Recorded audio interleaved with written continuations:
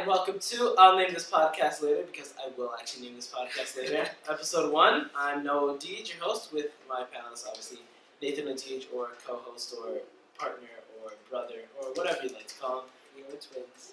I didn't need that information. They didn't need to know.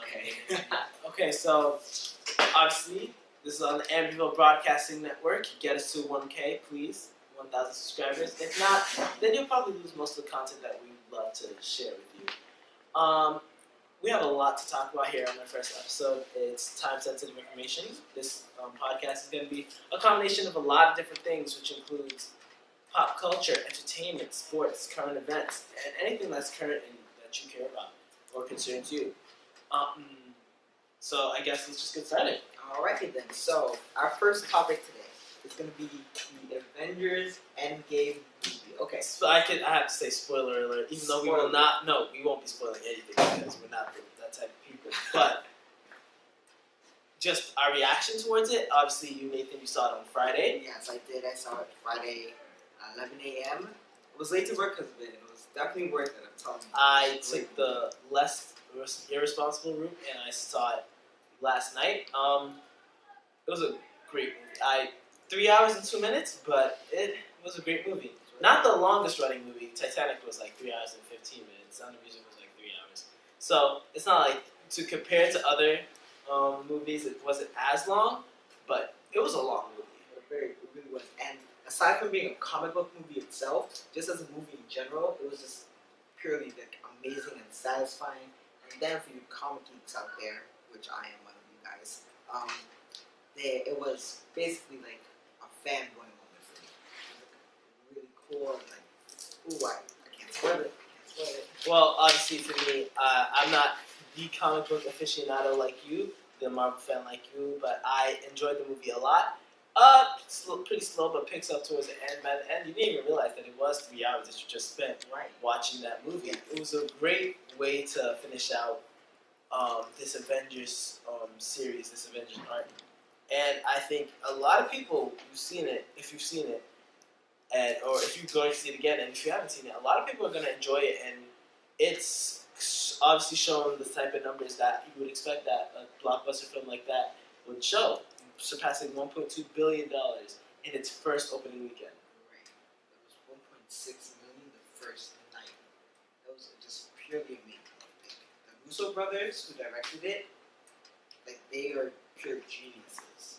And when you talk about 1.2 billion in the first weekend, a lot of people think that as a gross over the entire movie span, 8-week span, is a lot of money, but you're talking about a 1 weekend.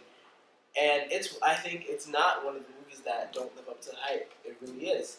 But if you're someone like me who doesn't like to have their movie spoiled, you're gonna have to go great lengths to avoid spoilers. So here's a few tips on how to avoid spoilers. First off, I recommend just deleting social media in general, purely Instagram, because you keep scrolling, and I guarantee you there will be a spoiler on at least one post every day. And if not in the post, definitely in the comment section. Yeah, the comment section is a very big place to stay away from. I know a lot of my friends deleted or unfollowed Marvel. And I know for me, scrolling through my timeline even today and yesterday, there was a lot of memes. A lot of memes came up regarding Avengers Endgame. And again, obviously taken without context, I had no idea what they were talking about. But the fact that I would want to know, it was just a curiosity in me. I would want to check the comment section. Personally, I didn't do it because, I wanted to see it. You have to stay away from social media and stay away from your friends that don't like you very much. Yes. Who've seen it, because that is definitely, those are people that are going to be talking about it. I know for me, you just watch who you're around too, because the worst thing to do besides having a movie spoiled for you is spoiling it for someone else. I know personally yesterday I accidentally spoiled it for someone. I don't know why I'm putting air quotes, because I really did not mean to spoil it for them. I think a lot of people are gonna be out to talk about it, and you just need to stay clear of those people, honestly. Yes, because honestly, that's all you can do. Because this is not a movie that you want to be spoiled. I'm guaranteeing you something you want to watch for yourself. myself, and I hope you guys enjoy the movie. Okay. So we're jumping again. I told you this is going to be a hodgepodge of different stuff. NBA playoffs, because that's a little bit more my expertise, my area. They're riling up there. This is the NBA playoffs. We have currently 8 teams left in it, conference semis. In the East, you have Milwaukee and Boston, and Philly and Toronto. Then you have Golden State and Houston, and Portland and Denver in the West. There's some good matchups here. I know that I'm rooting for Portland because my Knicks aren't go anywhere. So it's like, who else am I gonna root for? The Warriors. I don't like the Warriors. I can't say that I do. They're probably gonna win, but I don't like them. Wow. Obviously, the last round had a lot of surprises, a lot of upsets, well, I wouldn't say upsets, all of higher seeds won, but a lot of big moments, including Damian Lillard, who I showed you that shot, and you said you went to that and watched it for yourself. Damian Lillard's game winner to send OKC home. Oh yes, that shot from 37 feet? 37 feet. Yeah, Logo. Like, that shot was amazing. I first saw it after you showed it to me. I just kept seeing it on Instagram, and then I just YouTubed it, and it was like I just kept having to watch it, even though I'm not a big sports fan. That just a buzzer beater to win from the logo. That's amazing. I think even in the Damian Lillard has for a long been my favorite player, and I always said don't sleep on him. He's one of the most dangerous players in the NBA. But obviously, right now, not looking at it. He scored 39 points last night, and Portland still lost by 8 points to the Denver Nuggets. Denver now has a 1-0 lead in the series. Switching over to the next game going on in the West, Golden State and Houston. Golden State up 1-0. Toughly won game on Sunday, I believe game 1 was. But a lot of it has become the refs versus the Rockets in this one. According to an analysis done by a couple people, the refs cost in the playoffs this year the Rockets a total of 93 points, meaning no calls, wrong calls, or anything like that. The refs cost the Rockets a total of 93 points, and a lot of that people said in the game, game 1, James Harden was fouled on 4 shot attempts, 4 3-point shot attempts, and neither of them were called. Mike D'Antoni went on later to say that, they cost us 12 points. A very blatant accusation by especially the head coach of an NBA team. But it makes you think, is there really a problem with the refs? Because all season it feels like the referees have been out to get the NBA players. And even there was a Players Association meeting earlier in the year with the referees. Do you think if the refs would be a problem, especially in the playoffs? I don't like. Okay, so when you think about it, you said 93 points. 93 the referees points, yeah. cost them 93 points. 93 points. That's a lot of points. And then the last game you said they cost them 12 points. 12 points.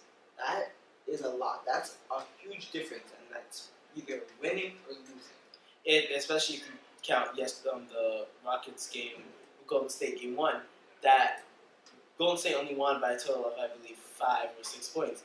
And all of them all the fouls would have been on for James Harden's favor, and he got 12 free throw attempts. If you consider that margin and considering the type of free throw shooter James Harden is, you give him those fouls, that's a win for exactly. the Rockets. Huge win for them. If they had those points, they would definitely win. And especially think of tonight, the Rockets play game 2 in Oracle, and the head official who was selected to officiate was Scott Foster, official who the Rockets have had problems with. I believe I saw a stat earlier that said in the games Scott Foster is officiating for the Rockets. The Rockets are 1-9 in those games. So, do you think that the Rockets are being targeted by the refs? Honestly, I don't think they're being targeted by the refs because you can't tell me all refs just don't like the Rockets. But I just think that the refs need to have more training and have more meetings and have something that they can do to prevent this. Maybe they're targeting certain players, or maybe they're targeting. I don't think they're targeting the Rockets themselves. Alright, now quick look at the Eastern Conference semis. Boston's up 1-0 on the best team in the NBA this season, Milwaukee. Looks like Giannis Antetokounmpo was severely embarrassed in game one. Dunked on, blocked twice, and being told by Al Horford that he's not the best player in the NBA. I did not think Boston would be in this position this late. I don't think they should look as good as they do. They have not lost in the playoffs yet. They're the only team in the playoffs right now that hasn't lost. I don't know what to make of them. Do you think Boston's someone you're going to see in the finals? Honestly, I think so. I hope so. Honestly, they're not one of my favorite teams, but I definitely do want them. Yeah, I want them to. Yeah, definitely. Okay, and then the next game in the Eastern Conference semis, the Battle of the Curses, I believe, the Drake curse versus the Philly curse. Who knows how many curses Philly has on them. That series is currently tied 1-1. 45-point performance for Kawhi in game one, but Philly responded by just attacking them in game two. It's tied, and right now I forgot how much I love seeing Drake on a basketball court. It's just pure comedy. And there's this fan on Philadelphia, a Sixers fan, who has just been going at Drake. Even they're both courtside. They've just been going at Drake over and over and over again. And I'm gonna let you know right now, if I was any other fan just watching this exchange, I'd pay money to see them fight. I would just sit there. I wouldn't even be paying attention to the game. I would look at can you imagine Drake just going on and on and on with just a regular fan? Yeah, I would definitely pay for that. All right, actually, I wouldn't pay for that. That's something I wouldn't pay for, but I would definitely enjoy watching.